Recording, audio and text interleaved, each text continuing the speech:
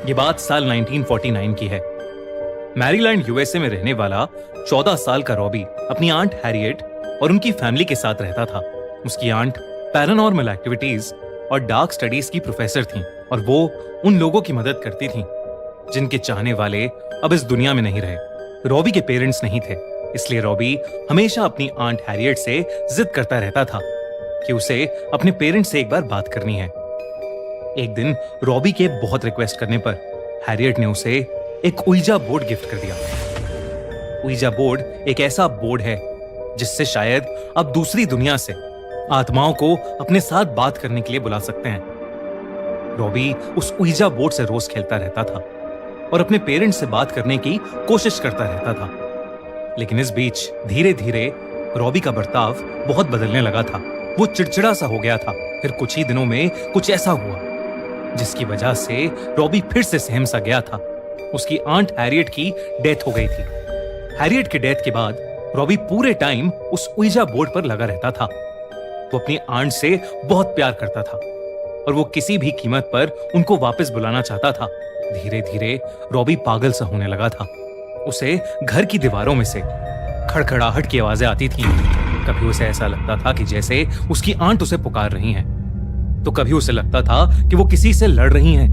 कभी उसे किसी औरत की रोने की आवाज आती थी, तो कभी उसी औरत के जोर जोर से हंसने की आवाजें। हैरियट के बाकी फैमिली मेंबर्स ये सब ऑब्जर्व कर रहे थे। उन्होंने देखा कि रॉबी बहुत गुस्सैल हो गया है। एक बार घर के बुजुर्ग मेंबर ने देखा कि रॉबी के पूरे शरीर पर खरोचों के निशान हैं। सब रॉबी की हालत देखकर घबराए हुए थे। लेकिन फिर एक शाम कुछ ऐसा हुआ जिसने इस घबराहट को रोंगटे खड़े कर देने वाले डर में बदल दिया। उस शाम घर पर रॉबी के अलावा और कोई नहीं था। रॉबी उस उइजा बोर्ड से अपनी आंट हैरियट को बुलाने की कोशिश कर रहा था। कुछ देर तक तो कुछ भी नहीं हुआ, मगर फिर अचानक घर के सारे दरवाजे और खिड़कियां बजने लगे। वो एक पैटर्न में 3 बार बज रहे थे और फिर रुक रहे थे। अचानक रॉबी का सर घूमने लगा और उसने देखा कि 2 काले साए उसके कमरे में चारों ओर तेजी से घूमने लगे हैं। साथ ही साथ उसके कमरे की सारी लाइट्स तेजी से जलने बुझने लगी थीं। रॉबी बहुत ज्यादा डर गया और वो भागकर अपनी आंट के बेडरूम में चला गया। उसने वहां देखा कि उसकी आंट बिस्तर पर बैठी हैं और उनके सारे बाल बिखरे हुए हैं और वो अपने बालों में कंघी कर रही हैं। घबराए हुए रॉबी ने अपनी आंट को आवाज लगाई, मगर वो कुछ बोली ही नहीं। तभी उस बिस्तर पर बैठी औरत ने अपने बाल अपने चेहरे के सामने से हटाए और वो रॉबी की तरफ देखने लगी। उसका चेहरा देखते ही रॉबी की रूह कांप गई। वो औरत उसकी आंट नहीं थी, बल्कि कोई और थी जिसका चेहरा बेहद भयानक था। उस औरत की आंखें सफेद थीं और उसके गले हुए चेहरे पर कीड़े चल रहे थे। वो बहुत ही डरावने ढंग से रॉबी की तरफ देखकर हंस रही थीं और अपनी जीभ निकाल रही थीं।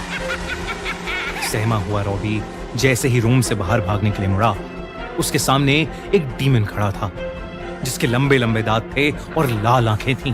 रॉबी उसे देखकर वहीं जम सा गया, जैसे वो किसी के वश में आ गया हो।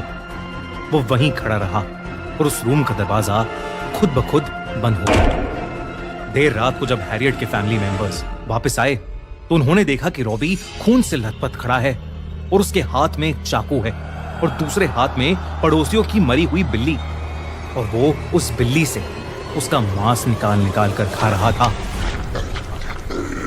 लेकिन जैसे ही उसने बाकी फैमिली मेंबर्स को देखा, वो गुस्से से पागल हो गया और सब पर एक बहुत ही भारी आवाज में चीखने लगा और फिर कुछ ही पलों में बेहोश हो गया। इस इंसिडेंट के बाद से रॉबी की हालत दिन ब दिन खराब होती जा रही थी। जब किसी साइकेट्रिस्ट को कुछ समझ नहीं आया तो हैरियट की फैमिली ने 2 प्रीस्ट्स को अप्रोच किया और उन प्रीस्ट्स के घर पर पैर रखते ही रॉबी पागलों की तरह चिल्लाने लगा। घर वालों ने रॉबी को बेड से बांध दिया। जब उन प्रीस्ट्स ने रॉबी की हालत देखी तो वो शॉक थे। रॉबी उन पर जोर जोर से हंसने लगा और गॉड की बेइज्जती करने लगा।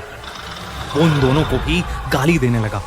तभी उनमें से एक प्रीस्ट ने रॉबी पर होली वाटर डाला। रॉबी की आंखें उसी सेकंड पूरी सफेद हो गईं और उसका चेहरा एक शैतान जैसा हो गया।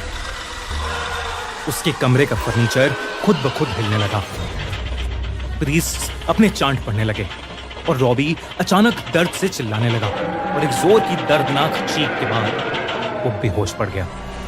उस दिन के बाद रॉबी पर कई एग्जॉर्सिज्म परफॉर्म किए गए, जिसके बावजूद रॉबी की हालत नहीं सुधरी।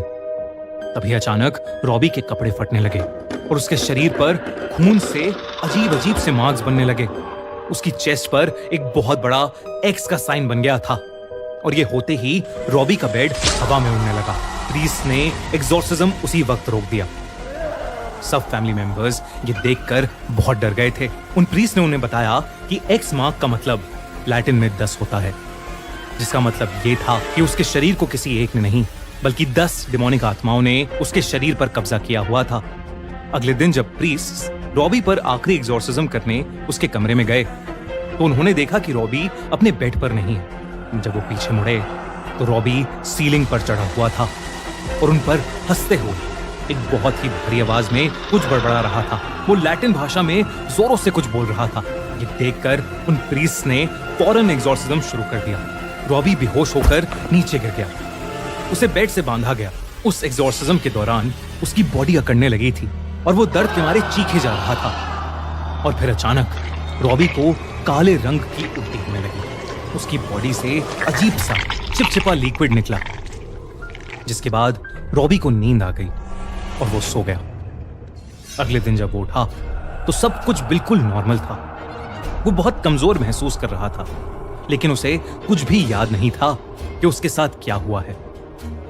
थोड़े दिन बाद वो पूरी तरह से ठीक हो गया और उसके बाद उसके साथ फिर कभी ऐसा किस्सा नहीं घटा।